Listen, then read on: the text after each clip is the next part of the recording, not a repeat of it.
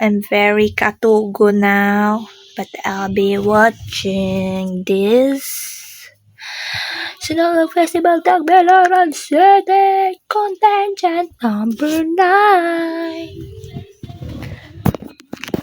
So from Bohol, the city of Tagbilaran is participating in Sinulog Base in the Sinulog 2026 in Cebu. So I'll be watching Charot English. Support Boholanos. Go. Oh, in the States is my grandniece, Olivia Shaki. She's watching us. Hello, Olivia. Also, we'd like to shout out to one of the families watching us, Almoni and Kanashiro family from Japan, all the way from Japan. Grabe, this is from Mika Baho. Daghang salamat for watching us. Of course, we also have Ray Election of BPI watching us. Hello, Sir Ray. Adelante. Yeah, of course, my former colleague in the board of the Cebu Chamber of Commerce and Industry. So coming up next is the contingent from Tagbilaran City.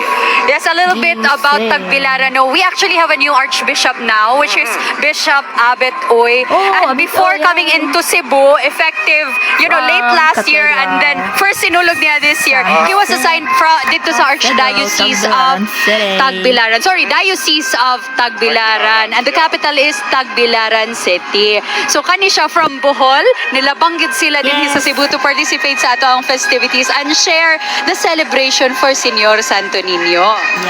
Yes, and they're getting ready now. They're on stage. But before that, we have more shout-outs. We have a lot of people who are watching us. We have JJ and Don Adlawan who are watching the live coverage of My TV Cebu before they're going out later to be here with the rest of the people to enjoy the festivities. But of course, we would like to remind everybody, when you go out, please clean as you go. Be a responsible festival goer. We have a lot of trash bins all over. Segregate your trash. We all have to do our share, because if we love Cebu, we love the Santo Niño. You cannot just throw. You're gonna do your part. You have to do your part. Yes. And speaking of part, now is the part of Tagbilaran City. Let's watch their performance. Oh, may clap.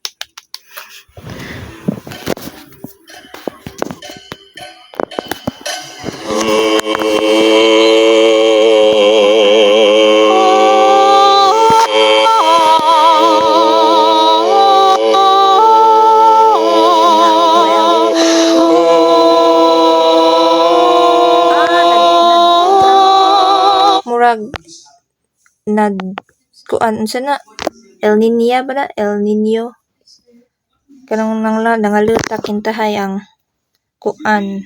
So mao ni ang ritual nang lutak kintay ang juta, then nagritual sila para sa ronay tubig something. Sorry, wadyo ko kalibutan sa mga budag kuan mga kanang nice bitaw na og itudlo bitaw sa mga eskwelahan ng mga kuan aning mga culture nato, pero wa man jud unsaon man nawa man.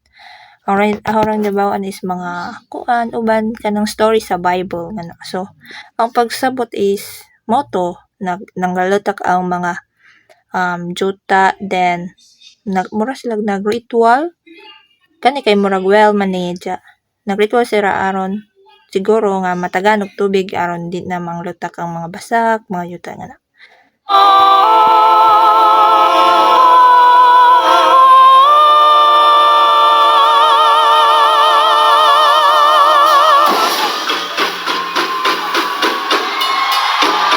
Bulibong king sa Bohol.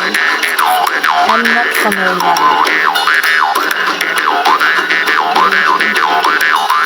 Naboso. Oy, wrong spelling. Okay. Dili ko maboso.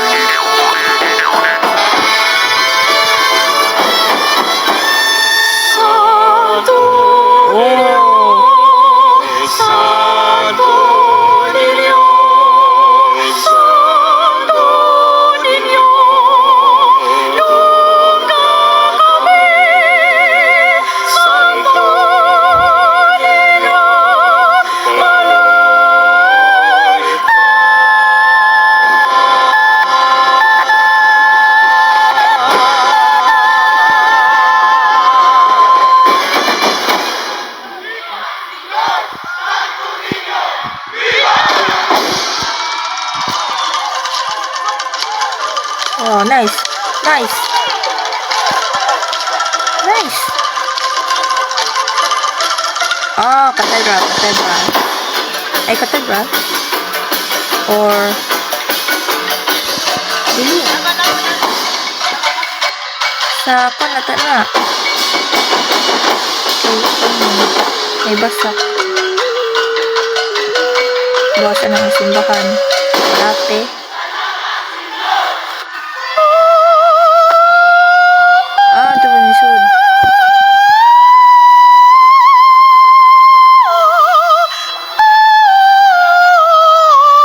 Nice lang outfit ko. Duki raw.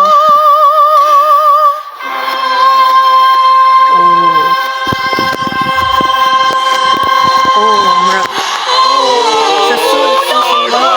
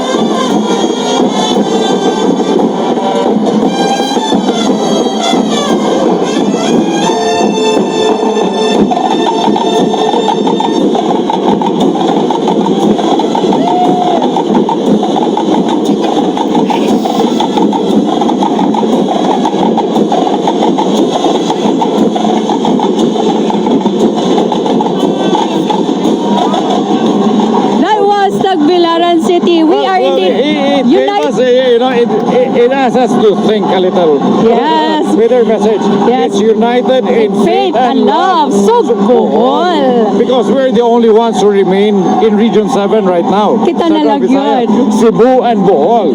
Wala na nga to ang Negros, no? Oriental, because they are already for Ansikihor. Yeah. Na-part na sila ni NIR or the Negros Island Region. That's right. And of course, we have a lot more people watching us. We have the Katao family from Karkar City. Good luck to the Karkar. Nice. If rate ko is 9/10. Ay, 9.5/10. ang 0.5% kitong mga siguro mga mali nga wordings. Pero kung nice. Good job, Tagbilaran and Boholanos. So, mao na to and Jawa Deya Samdan.